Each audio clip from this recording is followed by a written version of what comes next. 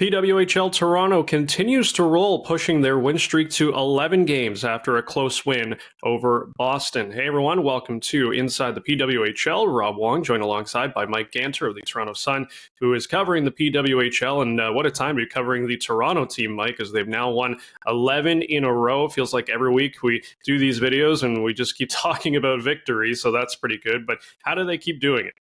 Yeah, I think a large part is the structure and the buy-in. I mean, they've got in Troy Ryan, they have one of the best coaches in the league. I don't think that's a secret, and he's got a structure that just works for this team. And like I said, I mean, obviously without the buy-in, it wouldn't work. But everybody on this team, and it starts with this leadership group that is just, and again, if you got right down to it, that leadership group is probably the reason this team has been so successful. They've had, that bad start, that group, like Jocelyn Larocque, Renata Fast, Blair Turnbull, Emma Maltese, Callie Flanagan, and Sarah Nurse for sure.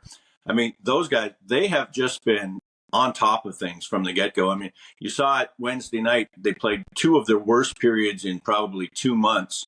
Went into the third, down 1-0. That group got the girls together in the room and said, look, this isn't us. This isn't who we are. We're not playing like we have been. All we have to do is get back to playing the way we have been, which is fast and physical, and we can come back in this game. And sure enough, they come out in the third period, and within 3 minutes, the game is tied, and 7 minutes, and Toronto's got its lead, and they just coasted from there. They're just really, really structured and really they've really bought into what Troy's trying to get them to do. And I think, with that leadership in the room and taking his message and amplifying it, I think they're just, I'm not sure who's going to stop them, to be honest. Now we saw Erica Howe get the call in goal for Toronto, making just her second start of the season. Hadn't played in almost a month and looked pretty darn good for someone who hasn't been in the net for quite some time. And obviously the games much more spaced out in the PWHL. We know that Toronto's going to have some time off here as well, Mike. But is it possible that she could get some more opportunities down the stretch, or do they just keep rolling with their number one in Kristin Campbell? My gut tells me they're just going to keep rolling with Kristin based on the way they've done it, and I know she likes to play a lot of games, and it keeps her fresh.